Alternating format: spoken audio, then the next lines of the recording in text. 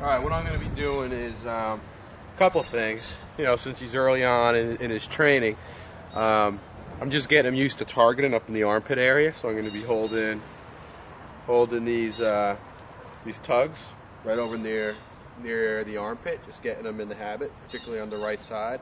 And I'm also going to be teaching him, you know, to switch arms. If he's getting beat up pretty good with the opposite arm that he is biting, that he can switch over and disable that particular arm, or or a weapon held in hand if he bit the wrong hand, or if someone switched a weapon from one hand to the other.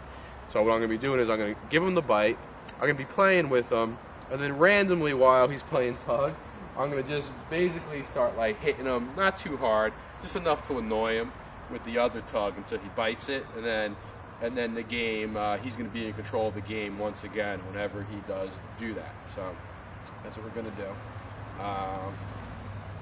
One, in my back pocket. As usual, Mike is wearing all of the very professional, traditional training garb. This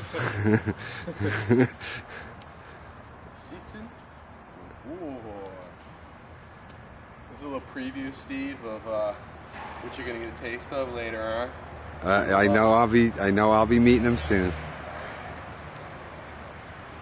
Pocket.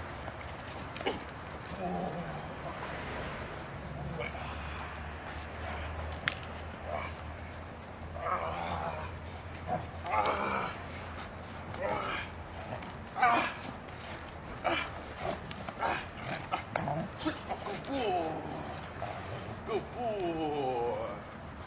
Getting good. Made a nice. This is like his third or fourth session. He switches almost automatically, and I start hitting him with the other one. He made a nice switch there. Oh, good boy. Important thing with the switch I'm noticing, because this is still fairly new to me. Good boy. Is hit him on the side where he has the shorter piece of the tug. It's easier for him to switch over, and it's more realistic from one arm to the next. Oh, good boy. Give me. Good boy. Watch. Oh, good boy. Tricked it out of my hand. Took it. He shook it right out. Who's that? Good boy. Good boy.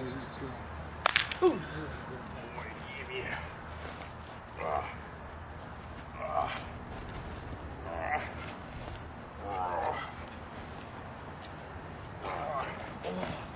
Good boy. What do you got? No, you can't do that.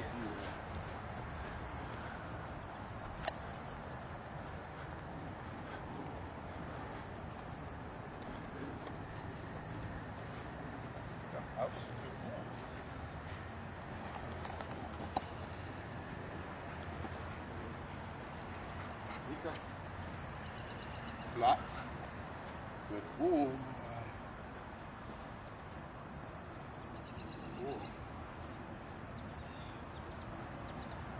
Pocket.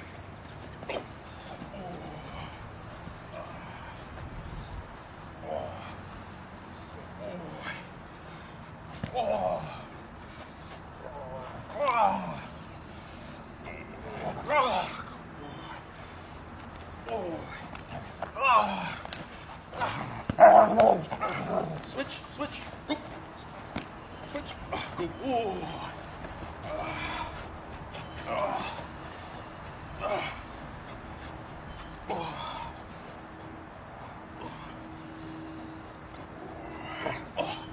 Good boy. That's a good boy. That's a good boy.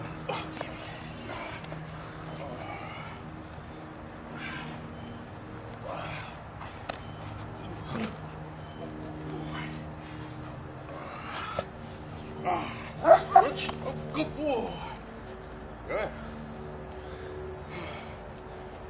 Good boy. Boy, he seems to be having some pain in his teeth. You hear that little yelp? Yeah. Worried about his titanium teeth. He sometimes does that. Might feel something in the root, like. Go. Ooh. Get him. Easy one. He actually switched before you even got it on him. Yeah, reached it over. When you went like that, he grabbed it on that one. He could be making a noise out of frustration, but I think it could be his truth. This is good exercise for him too.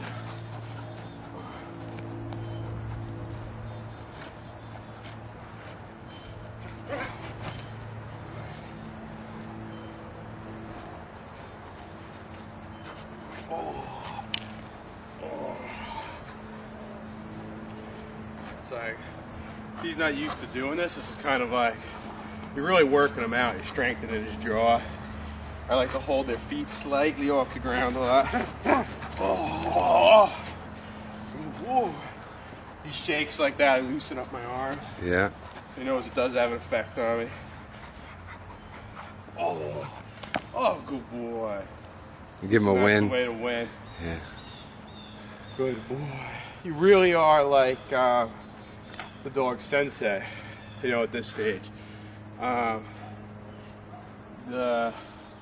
teaching the dog how to fight. They know it's a game, but you're still teaching them the moves, what will make them win in a fight. Like there in particular, I was rewarding him a lot for the shake, which of course if someone's fighting him, instead of him letting go, I would rather him fight harder by shaking, which will throw someone off guard. Other things I like to encourage is, which really is the first thing I like to encourage, so I like to see him doing a little bit more of, is to rebite even deeper into the person if they're fighting him. So the first thing I have to encourage is when they bite with their teeth and the person fights them, if they bite in even deeper instead of releasing.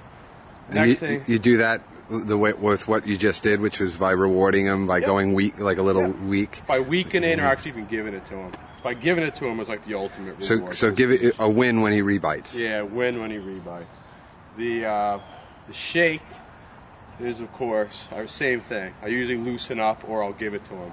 The other counter, we call all these counters, is when he's biting and then he kind of digs in with his rear legs and kind of like pulls down on me, like trying to like bring me to the ground. Chica does that. It's that's also a counter. I try to encourage a number of importance is the rebite first, where they bite and then bite in deeper. Because once they have that, they really can't bite in any deeper. Then I like to encourage, you know, the shake.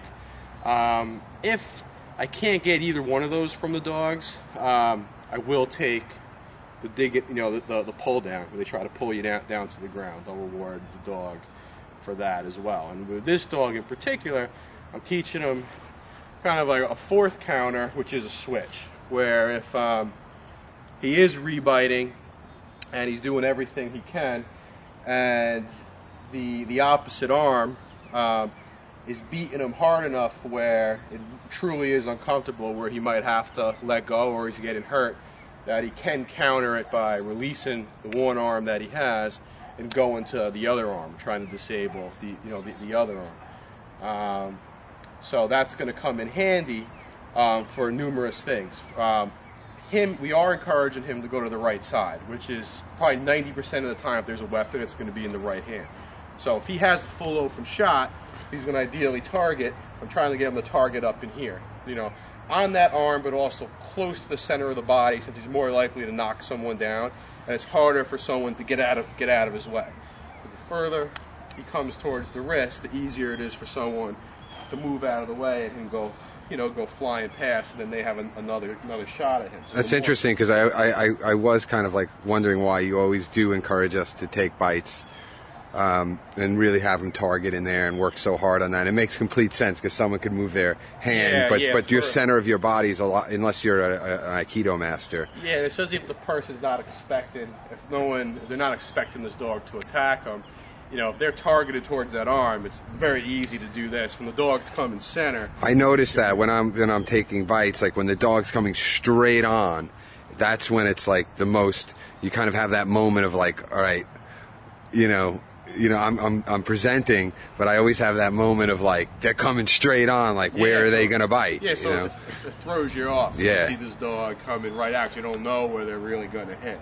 So I'm really trying to encourage him to be as center as possible. So that's why I like to target him over here. But sometimes just because the positioning, like if some guy's turned and fighting his owner, they might have the weapon in the right hand, and the dog's first target might be the left side of the body, and the dog may naturally bite that. So the switch should help him if he does get, the arm that doesn't have the weapon, and someone's able to come around and then start really hitting him with the weapon, that he already is experienced in understanding that, the quicker I get over to that arm, I can disable it. If not, they don't really know that is an option. Some dogs will do it naturally, but a majority of these dogs that are very prey-based, where they're going and latching on, they tend to stay in the one spot that they were at, and then if they'll take a beating until they're too injured to actually continue fighting.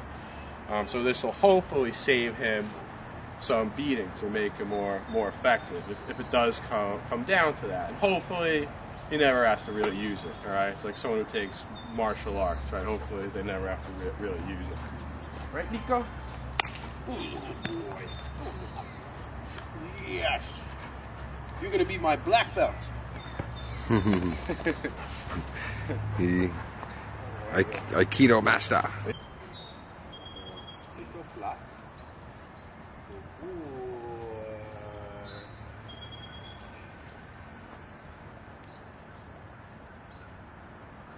Pocket.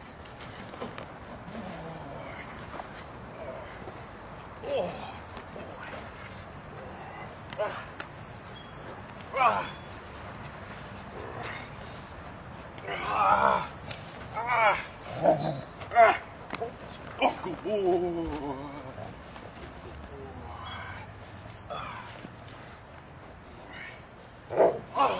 Good boy. Good boy. Good boy. So that was good. So he had full mouth, and then he started shaking, which is good. So I got two. He actually. Three counters because he did the switch too. Yep. Oh, yep. And the switch. Good boy. Oh, good boy. Oh, good boy. Oh, good boy. Oh, good boy. Oh,